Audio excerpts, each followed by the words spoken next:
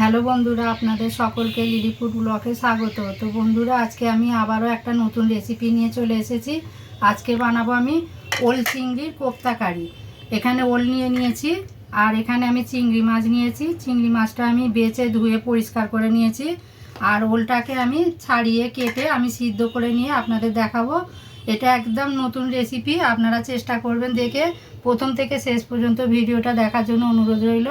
আর আপনাদের যদি ভিডিওটা দেখে ভালো লেগে থাকে আপনারা লাইক, শেয়ার ও সাবস্ক্রাইব করে দেবেন। তাহলে আসুন রেসিপিটা শুরু করা যাক।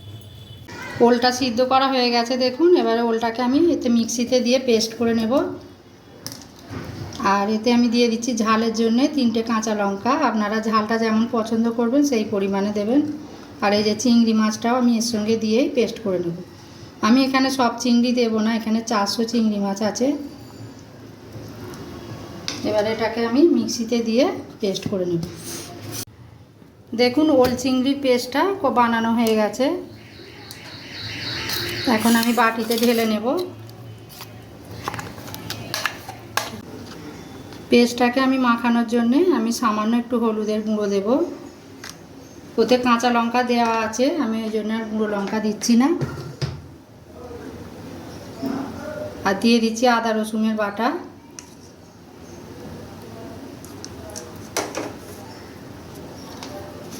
আর দিচ্ছি স্বাদ মতো নুন।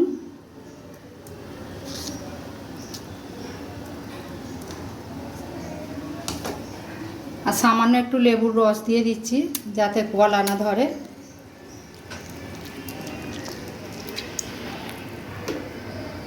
আর আমি এতে একটু চালের গুঁড়ি দিয়ে দেব। আপনারা চাইলে বেসনও দিতে পারেন। এটাকে ভালোভাবে এইভাবে মিক্সড করে নিতে হবে।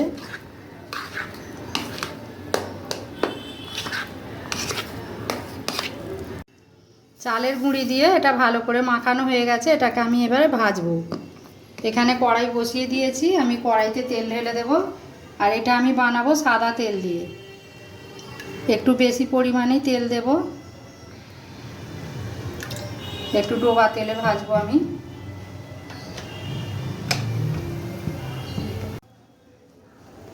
তেলটা গরম হয়ে গেছে, আমি এবারে অল্প অল্প করে এতে দিয়ে দেব তেলে। গ্যাসের ফ্লেমটা একদম লোতে রাখতে হবে, নাহলে ওপরটা পুড়ে যাবে, ভেতরটা কাঁচা রয়ে যাবে।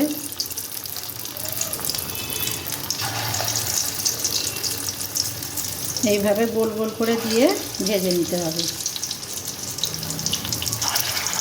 থাক, দেখুন এক পিঠ হয়ে গেছে, আমি এবার এক পিঠ উল্টে দেবো।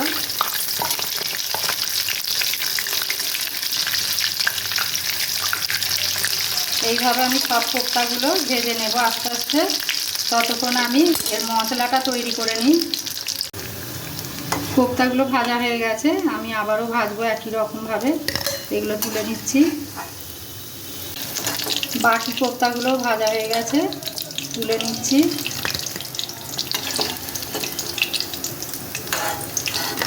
কোপ্তা কারি বানানোর জন্য আমি মশলাটা রেডি করে নেব। এখানে 2টো ছোটো এলাচ, দারচিনি, লবঙ্গ আর একটু জয়িত্রী দিয়ে দিয়েছি। আর এখানে 4টে কাঁচা লঙ্কা, আর কাজুটা আমি আগে থেকে ভিজিয়ে রেখে দিয়েছিলাম। আর দেব কিছুটা টক দই। অল্প সামান্য একটু জল দিয়ে আমি এটা পেস্টটা বানিয়ে নেব।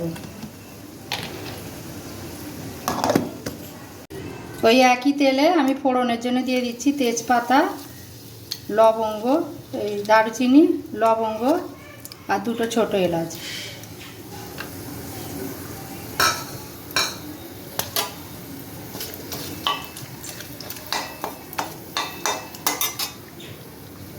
আর আমি এখানে আগে থেকে পেঁয়াজ, একটা গোটা বড় পেঁয়াজ বেটে রেখে দিয়েছি। এটা এখন আমি দিয়ে দিচ্ছি তেলের উপরে। আর দিয়ে দিচ্ছি আদা রসুন বাটা 2 চামচ দিয়ে একটু কষিয়ে নেব।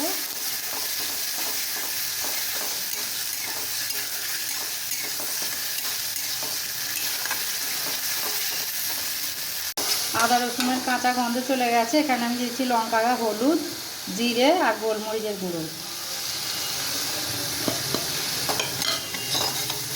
এটাকেও দিয়ে আমি আরও 5 মিনিট কষিয়ে নেব আর স্বাদ মতো নুন দিয়ে দেব।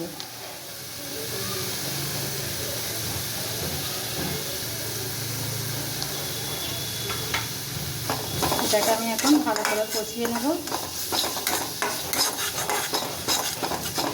এখানে টক দই কাজু পেস্টটা আমি দিয়ে দিচ্ছি, এতে গরম মশলাও দেওয়া আছে, জয়িত্রীও দেওয়া আছে, কাঁচা লঙ্কা আছে। এটাকে আমি আবারও একটু ভালো করে কষিয়ে নেব আর এতে আমি সামান্য একটু চিনি দিয়ে দেব, সামান্য একটু চিনি দিয়ে দিচ্ছি। এটাকে দিয়ে আর একটু ভালো করে কষিয়ে নেব। কষানো হয়ে গেছে, দেখুন তেল ছেড়ে দিয়েছে। আমি এবারে মশলা ধোয়া জলটা দিয়ে দেব।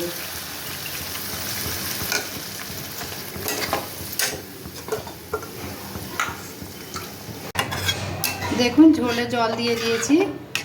এবার গ্রেভিটা ফুটে উঠলেই আমি কোপ্তাগুলো এতে দিয়ে দেব। ঝোলটা ফুটে গেছে, আমি এবারে কোপ্তাগুলো ছেড়ে দিচ্ছি।